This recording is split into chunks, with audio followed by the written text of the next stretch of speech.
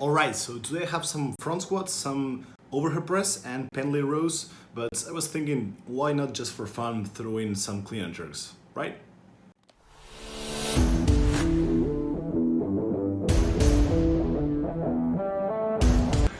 Alright, what's going on everyone? I just wanted to take you guys through my day of training today and talk a little bit about variation while the clips on the screen play. So yeah, we decided to take stuff out of the street because in the garage there's not any space to do overhead work, and we just wanted to do some clean and jerks today. We ended up doing some clean and push presses because the platform is not big enough to jerk, and power jerks are too demanding on mobility. And why I wanted to talk about variations, because this is a very non-specific day for me. Being a powerlifter, like nowadays I consider myself a powerlifter. Today there's not any competition movements, as you can see, and actually the clean and jerks are not in the program, but it's just one of the things I wanted to talk about regarding variation. The first thing is just taking a mental break, right? I was prepping for a competition before this, and this was a very hard cycle for me. I hit some nice lifts and nice PRs, but it's still a big mental stress to always have expectations on your lifts, right? So if you have a deadlift day, you know you have to hit a single at, I don't know, 240 kilos, and if you hit something below that, you're going to be pretty stressed. Recovery is also a big component of this.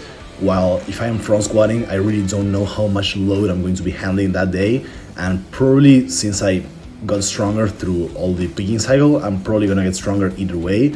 So today, for instance, I think I did 105 for a 3x7, which I don't know if I had done before. It was kind of easy, especially after all of this clean and jerk work. So mental break is a huge thing, and to be honest, most of us are not earning any money by training. We're just doing it because we enjoy it, because we want to be active, healthy, or just get stronger, you know. But there's a huge enjoyment part, you know, of this equation, and I really like doing a little bit weightlifting, you know.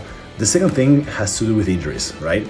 And while I'm not saying being specific is injurious, it's likely that you're going to be putting the same stress and even more stress in the same areas over a long period of time. And if you're being overly specific year-round, I mean, it is likely that you're going to be exposing yourself a little bit more to injury, and that has happened to me in the past. Here we went inside from some front squats because it was pretty late at night and we didn't want to move the rack outside. As I said, this was a 3x7 with I think 105 or 103, something like that. So yeah, I think regarding injury, this is a huge part.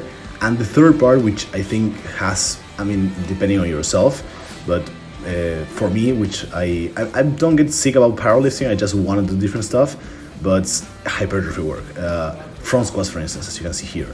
Front squats puts more torque toward the knee, right? So you're going to be having same or even more quad work with a much diminished load, which allows for better recovery. I don't feel nearly as drained after doing front squats as doing competition squats or even high bar squats. So that's a huge part. As you can see here, afterwards I did some overhead presses, which is good for hypertrophy in the shoulder and the triceps and even the upper back. I don't get that from benching. I barely get that from deadlifting, and it's a different pattern which I also enjoy, which has to do with the first point.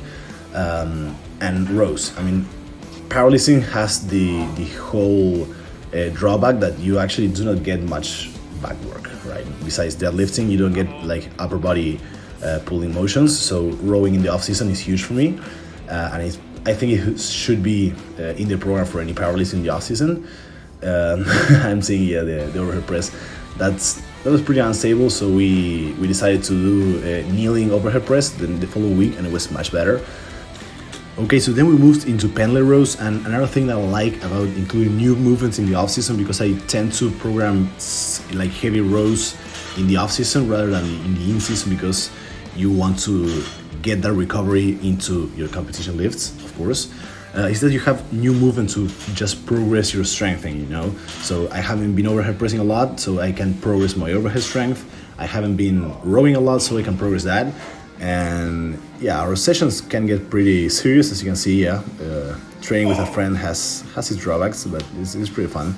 And it also keeps ourselves motivated to just push ourselves and just I mean, when you have to train for 4 hours, that's can get pretty monotonous. So that's that. And yeah, regarding hypertrophy work, this is I don't do this amount of accessory work when I'm close to the competition. So we take advantage of this to do, like I said, rows, overhead presses, and as you can see here, isolation movements. No, isolation movements are not bad. They're a huge part of hypertrophy work because you get a huge stimulus with diminished stress. So some powerlifter with a more minimalist approach may say that you just do more close grip bench work to get the triceps. I assure you're going to be much less stressed, and you can be much better recovered if you're doing isolation movements, and the triceps can even be stimulated better because you do not have other contributing muscles into the equation, right? So don't be afraid of isolation movements, and take care. And the voiceover is over because we are out of time, right? I hope you enjoyed it. I hope it was informative, and I hope I don't have like 3 weeks to upload another video because this took too long, right? Take care.